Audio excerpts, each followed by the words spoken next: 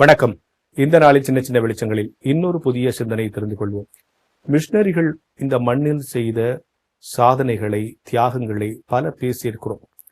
ஆனா அப்படி தியாகங்களும் சாதனைகளும் செய்த அவர்கள் ஒரு இடத்துல கூட தங்களை பெருமையாக நினைத்துக் கொள்வதில்லை.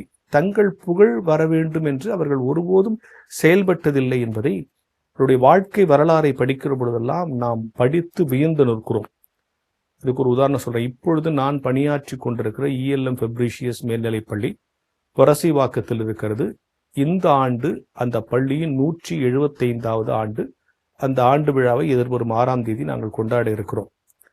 அந்த பள்ளிக்கூடத்தினுடைய வரலாறை பற்றி படிக்கிற பொழுது, நான் அந்த ஸ்கூல்ல தான் படித்தேன். படிக்கும்போது ஃபெப்ரிஷியஸ் ஸ்கூல்னா ஃபெப்ரிஷியஸ்ங்கிறவர் இந்த ஸ்கூலை கட்டியிருப்பாரு, அவர் தான் உருவாக்கியிருப்பாருன்னு ஆளை நினைச்சுக்கிட்டு இருந்தோம். ஆனால் நான் வளர்ந்த பிறகு நூலகங்களுக்கு சென்று படித்த பிறகுதான் தெரிந்தது, இந்த பள்ளியை உருவாக்கியவர் கிரம்மர் என்கிற ஒரு மிஷனரி. எங்க பள்ளி பாடல்ல கூட அவரை பற்றி தான் கிரம்மர் உருவாக்கிய பள்ளின்னு தான் வரும். அப்படி அவர் உருவாக்கிய பள்ளியில ஏன் இவர் பேரை வச்சார்? இவர் யாரு? இந்த கேள்விக்கு பதில் கிடைத்த போது ரொம்ப ஆச்சரியமாக இருந்தது. கிரம்மர் இங்க ஒரு சின்ன ஒரு ஆரம்ப பள்ளிக்கூடம் தானாத்தூர்ல ஆரம்பிக்கிறாரு. அது கொஞ்சம் டெவலப் ஆகுது. அப்புறம் அது எப்படியாவது நடுநிலை பள்ளி ஆக்குறாங்க. அதுக்கு பிறகு புரசைவாக்கத்துல அதுக்கு இடம் தேடி தேடி கிடைக்காம கிரம்மர் கொஞ்ச நேரம் லீவ்ல ஊருக்கு போயிட்டார்.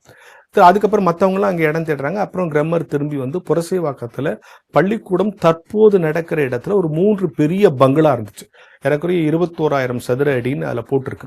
எக்ஸாக்டா தெரியல. அவ்வளோ பெரிய அந்த 3 பங்களாவையும் ஒன்னா வாங்கி இன்னைக்கு அந்த பள்ளிக்கூடத்தை ஆரம்பிச்சிருக்காங்க. ஆரம்பிச்சு மிகச்சிறப்பாக அந்த பள்ளி நடக்குதுன்னு அப்போதைய அரசாங்கமே ரிமார்க் எல்லாம் எழுதி நடுநிலை பள்ளியா உயர்நிலை பள்ளியா இன்னைக்கு அது மேல்நிலை பள்ளியா ஆகி நடந்துகிட்டு இருக்கு.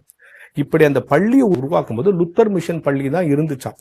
ஆனா இந்த பள்ளியை இந்த தானாத்தூர்ல இருந்து புரசைவாக்கம் ஹைரோடுக்கு அந்த பள்ளியை கொண்டு வந்து அதை நடுநிலை பள்ளியாக ஆக்குற பொழுது கிரம்மர் என்ன செய்யறாரு, அந்த பள்ளியினுடைய துவக்க விழாவில் தனக்கு முன்னால இங்க பணியாற்றி மிகச்சிறப்பா ஊழியம் செய்து ஃபெப்ரிஷியஸ் இந்த மக்கள் மறந்துடக்கூடாது, அதுக்கு ஏதாவது ஒரு ரிமார்க்கபிள் அடையாளத்தை இங்க வச்சுட்டு போகணும்னு தான் உருவாக்கிற பள்ளிக்கு ஃபெப்ரிஷியஸ் மேல்நிலை பள்ளி என்று பெயர் வைத்து விட்டு போனார் என்ற வரலாற்று குறிப்பு இருக்கிறது.